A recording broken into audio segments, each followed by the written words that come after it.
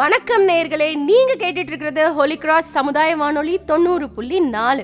நம்ம வாழ்நாள்ல நம்ம கூட ஒன்றி போன நிறைய விஷயங்கள் இருக்கு. அது மாதிரி அறிவியல் அப்படிங்கிற ஒரு விஷயமும் நம்ம வாழ்நாள்ல நம்ம கூட ஒன்றி போயிடுச்சுன்னே சொல்லலாம். ஆனா நமக்கு அந்த அறிவியல் நுணுக்கங்கள்லாம் தெரியுமா அப்படின்னா கண்டிப்பா தெரியாதுங்க. அதை தெரிஞ்சுக்கிறதுக்கு தான் இந்த புதிய நிகழ்ச்சி, அது அறிவியல் பலகை அப்படிங்கிற பேர்ல நமக்காக இணைந்து வழங்குறவங்க மத்திய அரசின் விஞ்ஞான் பிரசார் அறிவியல் பலகை, தமிழ்நாடு அறிவியல் தொழில்நுட்ப மையம் ஆகியவற்றோட சேர்ந்து உங்களுக்காக இந்த நிகழ்ச்சியை தொகுத்து வழங்குறது ஹோலி கிராஸ் சமுதாய வானொலி 90.4. கேளுங்க கேட்டுக்கிட்டே இருங்க. இது ஹோலி கிராஸ் சமுதாய வானொலி 90.4, தென் தமிழகத்தின் முதல் சமுதாய வானொலி. வாங்க நேயர்களே, நிகழ்ச்சிக்கு போலாம்.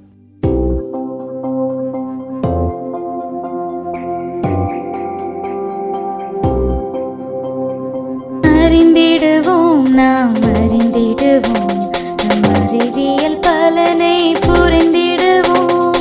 அன்றாடம் வாழ்க்கையில் அறிவியல் உண்டு, அறிவியல் அறிவோம் இப்பலகையை கொண்டு.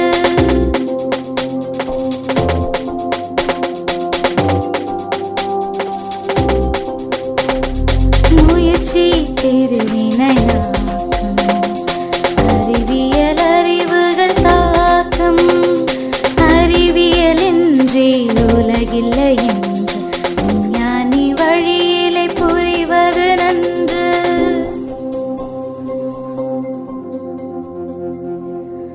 அறிவியல் பலகை. நேயர்களே, இந்த நிகழ்ச்சியை மத்திய அரசின் விஞ்ஞான் பிரசார் அறிவியல் பலகை, தமிழ்நாடு அறிவியல் தொழில்நுட்ப மையம் ஆகியவற்றோடு இணைந்து வழங்குவது ஹோலி கிராஸ் சமுதாய வானொலி 90.4. வணக்கம், நான் உங்கள் நான்சி. நம்ம இன்னைக்கு எந்த டாபிக் பத்தி பேச போறோம் அப்படின்னு பாத்தீங்கன்னா, விஞ்ஞானிகளின் வாழ்க்கை வரலாறு. டாபிக்கை கேட்டோன்னே யாரும் எந்திரிச்சு போயிட வேணாம். நீங்க நினைக்கிற அளவுக்கு டாபிக் ரொம்ப எல்லாம் போரிங்கா இருக்காது. ரொம்பவே ஒரு இன்ட்ரெஸ்டிங்கான டாபிக் தான். சயின்டிஸ்ட் லைஃப் அப்படின்னு நம்ம எடுத்துக்கிட்டோம்னா அதுல ஏகப்பட்ட ட்விஸ்ட், டர்ன், சக்சஸ், ஃபெயிலியர் அப்படின்னு ஏகப்பட்ட விஷயங்கள் இருக்கு. ஈவன் லவ் ஸ்டோரிஸ் கூட இருக்குன்னா பாத்துக்கோங்களேன். ரொம்பவே ஒரு சுவாரஸ்யமான ஒரு லைஃபை தான் வாழ்ந்திருக்காங்க. ஸோ நம்ம லைஃப் கூட இப்போலாம் அவ்வளோ சுவாரஸ்யமாக இருக்கிறது இல்லைங்க. ஒரு சயின்ஸ் டெஸ்ட் அப்படின்னு நம்ம எடுத்துக்கிட்டோம்னா அதில் சயின்டிஸ்ட் பற்றின கொஷின் இல்லாமல் இருக்கிறதே இல்லைங்க. அவங்க என்ன கண்டுபிடிச்சாங்க, எந்த வருஷம் கண்டுபிடிச்சாங்க, அதில் சக்ஸஸ் என்ன, ஃபெயிலியர் என்ன அப்படின்னு ஏகப்பட்ட கொஷின் வந்துடுது. அந்த அளவுக்கு ஒரு இம்பார்ட்டண்ட்டான டாப்பிக்காக தான் இது இருக்கு. நான் இன்னைக்கு எந்த சயின்டிஸ்ட் பற்றி பேச போகிறேன் அப்படிங்கிறத உங்ககிட்ட நான் ஸ்ட்ரெயிட்டாக சொல்ல போகிறது இல்லை, ஒரு க்ளூ கொடுக்குறேன், கெஸ் பண்ணுங்க. இவர் என்ன சொல்லியிருக்காரு அப்படின்னா, வாழ்க்கையில் தடங்கல்கள் வரும், ஆனால் அங்கேருந்து தான் வெற்றி பிறக்கும் அப்படின்னு சொல்லியிருக்காரு. நீங்கள் கெஸ் பண்ணியிருப்பீங்கன்னு நினைக்கிறேன். கரெக்ட் தான் மக்களே. நான் இன்னைக்கு ஸ்டீஃபன் ஹாக்கிங்ஸ் அப்படிங்கிற சயின்டிஸ்ட் பத்தி தான் பேச போறேன். இவர் 8 ஜனவரி 1942 இங்கிலாந்துல ஒரு டாக்டர் ஃபேமிலியில வந்து பிறக்கிறாரு. பிரையன் ஸ்கூல் அப்படிங்கிற ஸ்கூல்ல ஸ்டார்ட் பண்ணி செயின்ட் அல்பான் ஸ்கூல் அப்படிங்கிற ஸ்கூல்ல வந்து இவர் ஸ்டடீஸை கண்டினியூ பண்றாரு. ஸ்கூலிங் டேஸ்ல பாத்தீங்க அப்படின்னா இவர் வந்து ஒரு எக்ஸ்ட்ராடினரி ஸ்டூடெண்டாவும் ஒரு ஃபர்ஸ்ட் ரேங்க் இருக்கிற ஸ்டூடெண்டாவும் கிடையாது. ஈவன் இவர் ரொம்பவே ஒரு டல் ஸ்டூடெண்டா தான் வந்து இருந்திருக்காரு. ஸ்டடீஸ் மேல அவ்வளோலாம் இன்ட்ரெஸ்ட் இருந்ததே கிடையாது. நிறைய ஃப்ரெண்ட்ஸும் இவருக்கு கிடையாது. ஆனா இவருடைய ஃபேவரட் சப்ஜெக்ட் என்னன்னு பாத்தீங்கன்னா மேக்ஸா. ஸோ உங்க மைண்ட் வாஷ் வந்து எனக்கு புரியுது. மேக்ஸ்னாலே ஃபுல் ஆஃப் ப்ராப்ளம்ஸ் தானே. ஆனா நமக்கு தாங்க அது ஃபுல் ஆஃப் ப்ராப்ளம். ஸ்டீஃபன் ஹாக்கிங்ஸ்க்கு அதுல எந்த ப்ராப்ளமுமே இல்லை. மேக்ஸ் தான் அவரோட ஃபேவரட் சப்ஜெக்டா.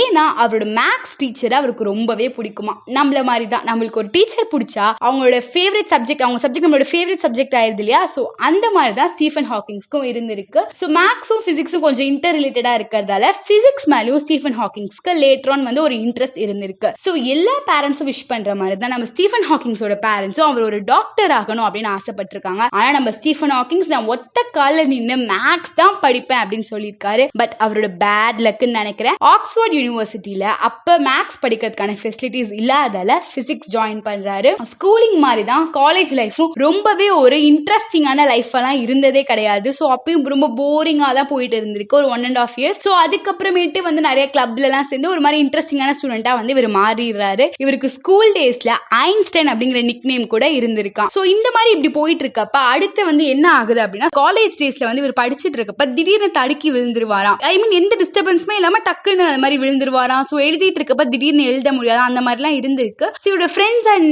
டீச்சர்ஸ் வந்து என்ன இன்சிஸ்ட் பண்ணிருக்காங்க அப்படின்னா, போய் டாக்டரை பார்க்க சொல்லியிருக்காங்க. ஆனா வந்து இது வந்து ஒரு பெரிய விஷயமா எடுத்துக்கல. ஸோ அப்படியே விட்டுட்டாரு. ஸோ அடுத்து என்ன பண்றாரு அப்படின்னா, கேம்பிரிட்ஜ் யூனிவர்சிட்டியில வந்து மேக்ஸ் அண்ட் தியரிட்டிக்கல் பிசிக்ஸ் வந்து ஜாயின் பண்றாரு. ஸோ அவருக்கு தியரிட்டிக்கல் பிசிக்ஸ் தான் வந்து ரொம்பவே இன்ட்ரெஸ்ட் இருந்திருக்கு. ஸோ இப்படியே போயிட்டு இருக்கப்ப வந்து திடீர்னு 21st ஏஜ்ல என்ன ஆயிடுச்சு அப்படின்னா, மோட்டார் நியூரோ டிசீஸ் அப்படிங்கிற டிசீஸ் வந்து இவர் அட்டாக் பண்ணிருக்கு. ஆக்சுவலி அந்த டிசீஸ் வந்து என்ன அப்படின்னா பேரலைஸ் ஆக்கிடும் உடம்பு. ஸோ கை கால்லாம் வந்து நம்மளால வந்து அசைக்கவே முடியாது. ஸோ அந்த மாதிரி ஒரு டிசீஸ் வந்துடுது. ஆனா ஸ்டீஃபன் ஹாக்கிங்ஸ் அது ஒரு பெரிய விஷயமா எடுத்துக்கல. நான் கண்டினியூ பண்ணுவேன் அப்படின்னு சொல்லிட்டு காலேஜ் டேஸை வந்து கண்டினியூ பண்ணியிருக்காரு. ஸோ இப்படியே போயிட்டு இருக்கப்ப ஸோ நம்ம வந்து நம்ம லைஃப்ல ஏகப்பட்ட விஷயங்களை பார்ப்போம். நம்மளுக்கு சில விஷயங்கள் புரியாது, இது ஏன் இப்படி நடக்குது, இதுக்கு பின்னாடி என்ன ரீசன் இருக்கும் அப்படின்னு நம்மளுக்கு நிறைய கொஸ்டின்ஸ் வரும். ஆனா அதை பத்திலாம் நம்ம சர்ச் பண்றதே இல்ல, சரி அப்படியே விட்டுட்டு போயிடும். யாரு வந்து அதுக்கு ஆன்சர் கண்டுபிடிக்கிறாங்களோ அவங்க தான் வந்து ஒரு சயின்டிஸ்டா மாறுறாங்க. ஸோ அப்படிப்பட்ட ஒரு சயின்டிஸ்ட் தான் நம்ம ஸ்டீஃபன் ஹாக்கிங்ஸ். ஆக்சுவலா இவருக்கு எதுல டவுட் வந்திருக்கு அப்படின்னு பாத்தீங்கன்னா, த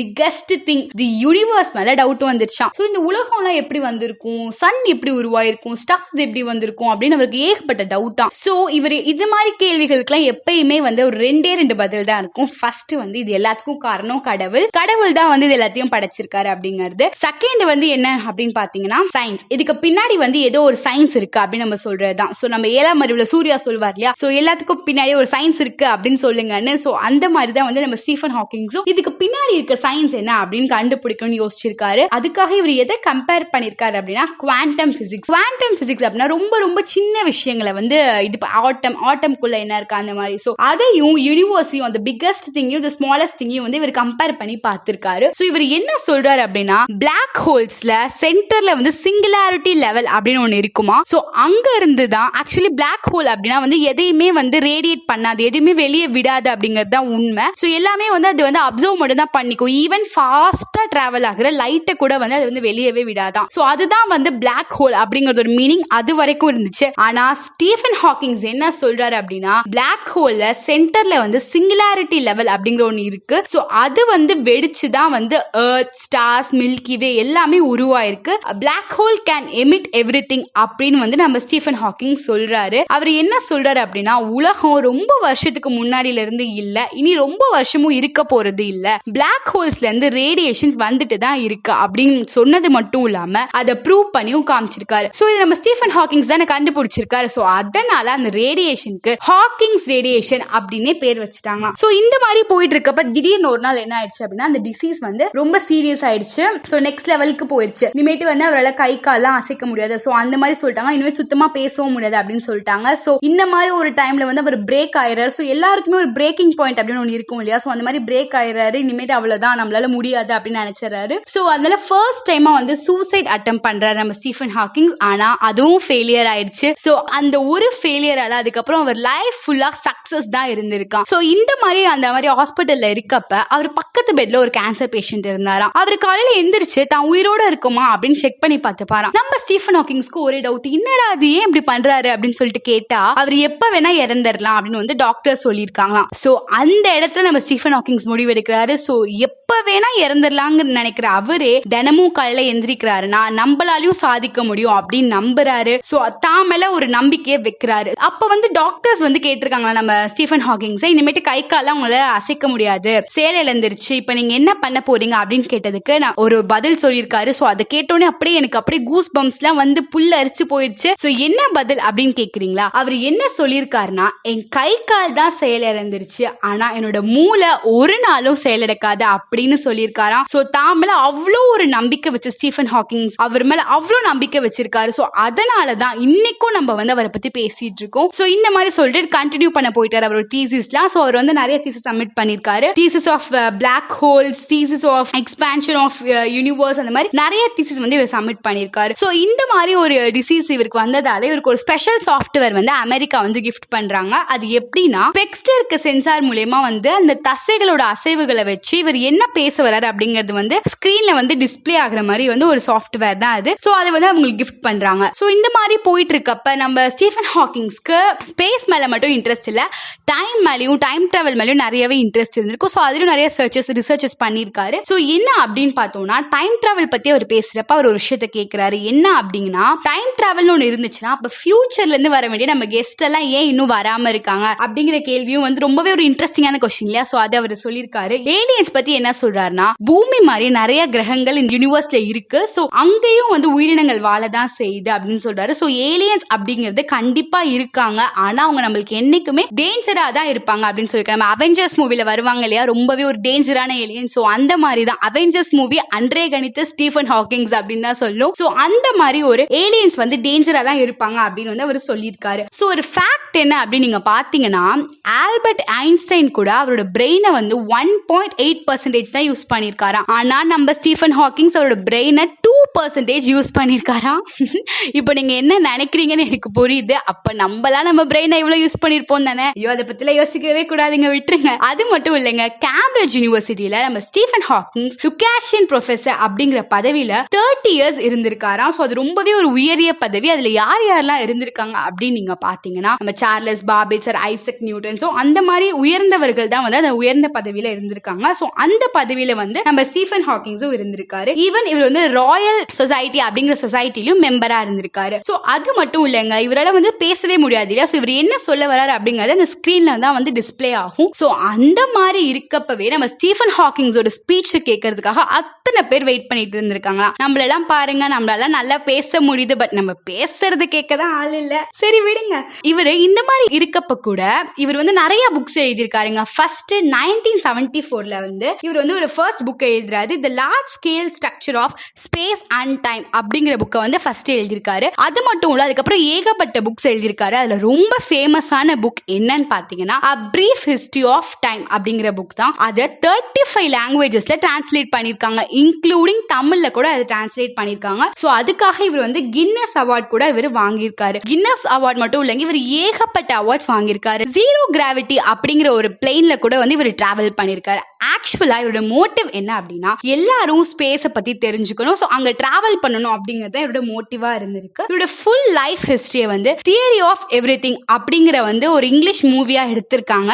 ஸோ நான் சொன்னதை விட நீங்க அந்த மூவியை பாத்தீங்கன்னா இன்னும் கொஞ்சம் உங்களுக்கு நல்லா தெளிவா புரியும்னு நினைக்கிறேன். ஸோ நம்ம ஸ்டீஃபன் ஹாக்கிங்ஸ் வந்து 300th death anniversary of Galileo அப்பதான் வந்து பிறந்திருக்காராம். அண்ட் இவர் வந்து 14th மார்ச் 2018 அவரோட பர்த்டே அன்னைக்கு தான் வந்து அவர் இறந்திருக்காரு அப்படின்னு சொல்றாங்க. ஸோ இவரை வந்து பாத்தீங்க அப்படின்னா இவரோட லைஃபே வந்து ஒரு மோட்டிவேஷனல் லைஃபா தான் இருந்திருக்கு. நம்ம வந்து நிறைய கோட்ஸ் கேட்டிருப்போம், நிறைய சக்சஸ்ஃபுல் ஸ்பீச்சஸ் பார்த்திருப்போம், ஆனா தன்னோட லைஃபே நம்மளுக்கு வந்து ஒரு மோட்டிவேஷனல் லைஃபை வந்து விட்டுட்டு போயிருக்காரு. எப்படி வந்து ஒரு ஃபெயிலியர்ஸ் வந்து சக்சஸா மாறும் அப்படிங்கறத வந்து நம்ம அவர் லைஃபை பத்தி வந்து நம்ம கண்டிப்பா கத்துக்கலாம். நம்ம லைஃப்ல நம்ம சாதிக்கணும்னா அதுக்கு நம்ம ஸ்கூலிங்ல ஒரு ஃபர்ஸ்ட் ரேங்க் எடுக்கிற ஸ்டூடெண்டாலாம் இருக்கணும்னு அவசியமே கிடையாதுங்க. நம்மளுக்கு எதுல இன்ட்ரெஸ்ட் இருக்கோ அதை நம்ம சூஸ் பண்ணி அதுல படிச்சோம்னா நம்மளால கண்டிப்பா சாதிக்க முடியும் அப்படிங்கறத வந்து நம்ம ஸ்டீஃபன் ஹாக்கிங்ஸோட லைஃப்ல இருந்து கத்துக்கலாம். ஃபர்ஸ்ட் நம்ம மேல நம்ம ஒரு நம்பிக்கை வைக்கணும், நம்மளாலேயும் முடியும் அப்படின்னு நம்பணும். சோ நம்ம தல அஜித் சொல்ற மாதிரி தாங்க, நீ தோத்துட்டேன்னு சொன்னாலும் நீயா ஒத்துக்கிற வரைக்கும் விடாத, அதை வந்து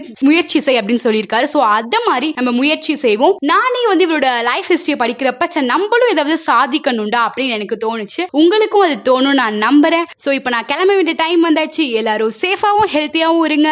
பை பை.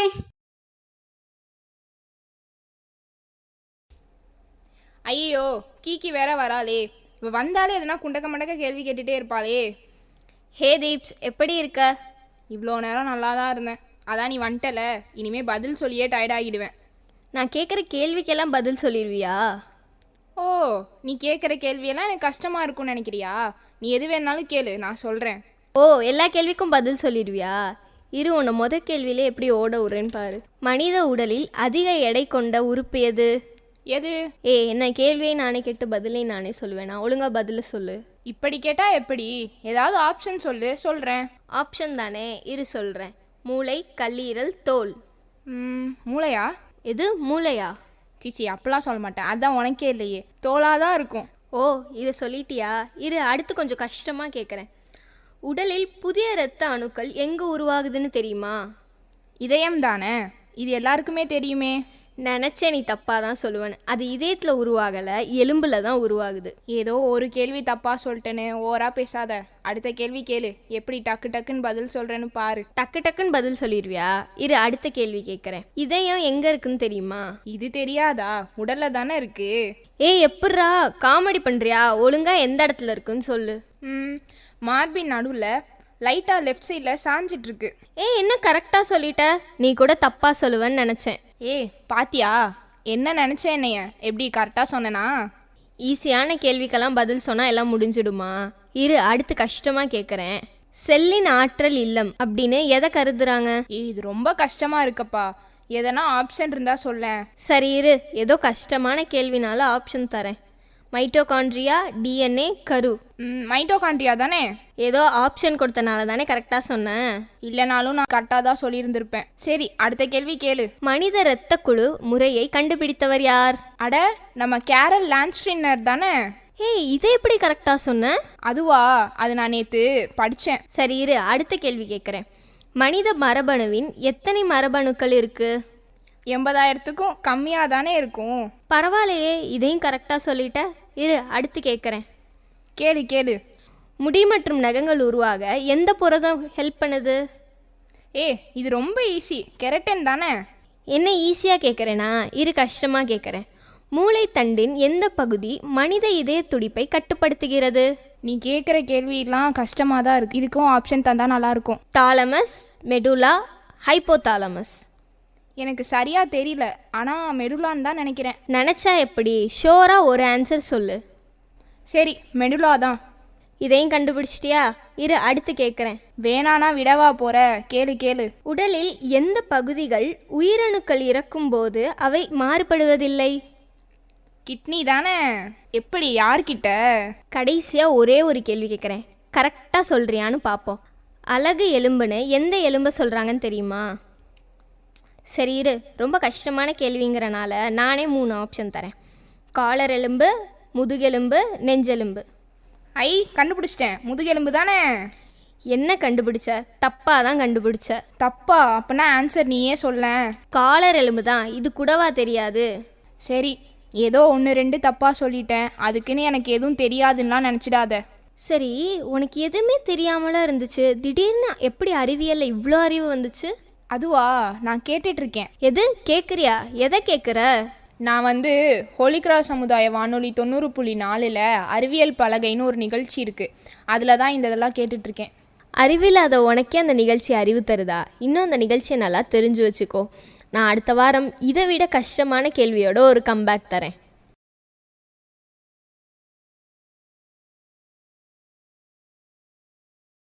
நேயர்களே, நீங்கள் கேட்டுக்கொண்டிருப்பது ஹோலிகிராஸ் சமுதாய வானொலி 90.4 நீங்க கேட்க போகும் நிகழ்ச்சி அறிவியல் உண்மைகள். இந்த அறிவியல் உண்மைகளில் நாம் பார்க்க போவது 5 ஃபேக்ட்ஸ். அதுல முதலாவது ஃபேக்ட்ஸை பார்ப்போமா? வாருங்க. மரத்தினுடைய வேர்களை பார்த்தீங்கன்னா நுண்ணிய முடி போன்ற நிறைய வேர்கள் இருக்கும். இந்த வேர்கள் என்ன பண்ணுனா பூமியில இருக்கிற நீரை உறிஞ்சுக்கிட்டே இருக்கும். அது எப்படி உறிஞ்சுதுன்னா, பூமியில இருக்கிற நீர் பிரஷராக முடி வழியாக மேலே தள்ளப்பட்டு கொஞ்சம் கொஞ்சமாக ஃபில் ஆகிக்கிட்டே வரும். இந்த குறிப்பிட்ட ப்ராசஸ் அல்லது ஆஸ்மோசிஸ் அல்லது டிஃப்யூஷன் என்று சொல்லுவாங்க. பூமியில உள்ள இந்த நீரை மரத்தில் இருக்கிற இந்த நுண்ணிய முடி போன்ற வேர்கள் கண்டினியூஸாக மேலே உறிஞ்சிக்கிட்டே இருக்கும். இந்த குறிப்பிட்ட நிகழ்வால் வேர்களில் பிரஷர் உண்டாகி நீர் பூமியிலிருந்து கொஞ்சம் கொஞ்சமாக மரத்தினுடைய மேல் பகுதிக்கு நகர ஆரம்பிக்கும். இப்படி நகர்ந்த இந்த நீர் எங்க போகும்னா இலைகளில் இருக்கிற ஸ்மோட்டா என்ற பகுதிக்கு போகும். அங்கு என்ன நடக்குன்னா, இந்த நீர் சூரியனோட ஒளியால அப்படியே நீர் ஆவியாகிவிடும். ஜென்ரலா நீங்க பார்த்தீங்கன்னா மரம் என்ன செய்யும்? எப்போ அதிகமான நீரை உறிஞ்சுன்னா சூரியன் இருக்கும்போது தான் அதிகமாக நீரை உறிஞ்சும். இது என்ன சொல்லுவாங்கன்னா டிரான்ஸ்பிரேஷன் புல்லுன்னு சொல்லுவாங்க. நேயர்களே, வாங்க 2வது ஃபேக்ட்ஸுக்கு போகலாம். உப்பு தின்னவன் தண்ணி குடிப்பான்னு சொல்லுவாங்க. அதுக்கு பின்னாடி ஒரு சயின்ஸ் இருக்கு. ஏன் சால்ட் அதிகமாக உள்ள ஃபுட்டில் சாப்பிடும்போது தண்ணி தாகம் எடுக்குதுன்னு தெரியுமா? சால்ட்டில் ஹைக்ரோஸ்கோபிக் என்ற ஒரு ப்ராப்பர்ட்டி இருக்கு. அது என்ன பண்ணுன்னா அட்மாஸ்பியரில் உள்ள ஈரப்பதத்தை அப்சர்வ் பண்ணி வச்சுருக்கோம். சப்போஸ் நீங்கள் கிச்சனில் உப்பு டப்பாவை ஓப்பனில் வச்சுருக்கீங்க. அங்கே இருக்க ஈரப்பதத்தை உப்பு அப்சர்வ் பண்ணி வச்சுருக்கோம். அந்த உப்பை நீங்கள் போய் தொட்டு பார்த்தா ஈரமாக இருக்கும். இதை நீங்கள் நோட் பண்ணியிருப்பீங்க. இதனால்தான் சால்ட் அதிகமாக இருக்கிற ஃபுட்டில் சாப்பிடும்போது நாக்கில் இருக்கிற ஈரப்பதத்தை சால்ட் அப்சர்வ் பண்ணியிருக்குது. இதனால்தான் நமக்கு அடிக்கடி தண்ணி தாகம் எடுக்குது. இப்போ தெரியுதா நமக்கு ஏன் தண்ணி தாகம் எடுக்குதுன்னு?